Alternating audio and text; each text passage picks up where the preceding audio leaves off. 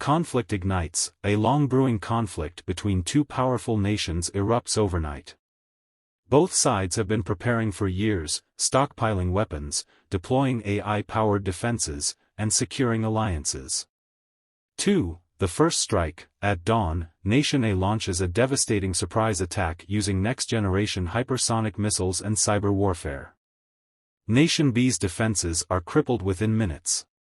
3. The retaliation that never came. Nation B scrambles to respond, but AI-driven warfare systems in Nation A predict and counteract every move. Entire battalions are neutralized before they can engage. 4. Psychological collapse. With their communications and defenses compromised, Nation B's leadership experiences mass panic. Misinformation floods their networks, making it unclear whether they are winning or losing. 5. The civilian perspective. Ordinary citizens of both nations witness the war unfold through live broadcasts, drones, and social media. Some celebrate, others riot, and many fear for their survival. 6. A betrayal from within. A high-ranking general in Nation B defects at the last moment, revealing secret codes that allow Nation A to shut down all remaining resistance. 7. The final stand. The remnants of Nation B's military attempt a desperate counteroffensive, but they are outmatched technologically and strategically. 8. The unexpected peace offer. Rather than continue the bloodshed, Nation A's leadership makes a stunning announcement: they will not annex or destroy Nation B. Instead, they demand unconditional surrender and a new global alliance. 9. Aftermath and reconstruction. The world reacts to the fastest war in history. Some call it a masterstroke of strategy, while others see it as the end of traditional warfare. 10. The new era. With the war over, a new world order emerges. Was this a victory for humanity, or the dawn of something darker? The full story. The day war ended, approximate, 2,000 words. Part 1. The conflict ignites. For decades, the tension between the two superpowers, Eurasia and the Western Coalition, had simmered beneath the surface. Diplomatic talks had failed. Sanctions had been ignored. Every move toward peace had been met with military posturing. Then, on the morning of March 11, at precisely 4 o'clock Universal Time Coordinated, the war began. Part 2. The first strike. Eurasia struck first. Their missiles, moving at Mach 15, crossed thousands of miles in minutes, bypassing defenses that had been designed for slower, conventional threats. Western Coalition command centers, airbases, and naval fleets were obliterated before alarms even rang. Simultaneously, an invisible war raged in cyberspace. AI-driven viruses infiltrated financial markets, disrupted communications, and turned defense systems against their own operators. The Western Coalition never saw it coming. Part 3. The retaliation that never came. The generals in Western Coalition bunkers scrambled to respond.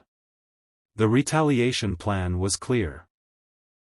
Massive missile launches, coordinated airstrikes, and counter-cyber operations. But their systems were unresponsive. "Sir, our satellites are offline," shouted a technician. "Missile silos unresponsive," another officer confirmed. A sense of horror settled over the War Council. In a matter of minutes, they had lost control of their nuclear arsenal, their fleets, and their most advanced weapons.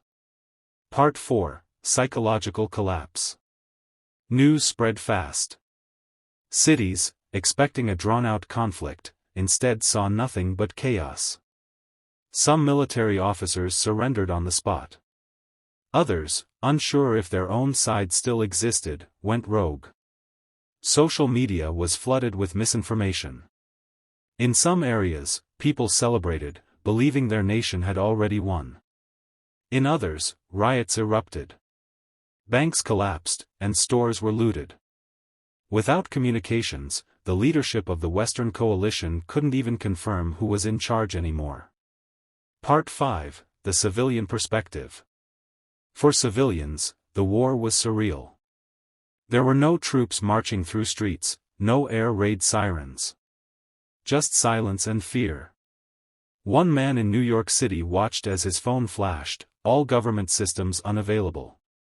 A journalist in Berlin tried to report on the conflict but realized all international news agencies were broadcasting the same eerie message: stand by for further instructions. By noon, half the world was in limbo, waiting for someone, anyone, to declare victory or defeat. Part 6, A Betrayal from Within. At 1400 hours Universal Time Coordinated, the final blow came, not from an enemy, but from within. General Vasily Orlov, a high-ranking officer in the Western Coalition, broadcasted a message worldwide. This war is over. I am surrendering on behalf of our nation. Our defenses are compromised. Any further resistance is futile.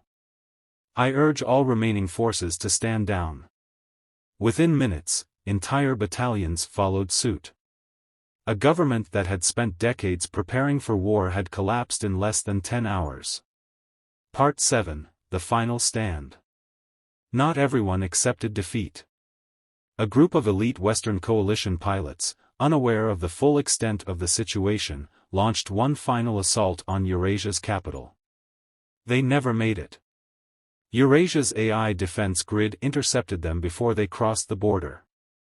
The last resistance was extinguished without Eurasia needing to fire another shot.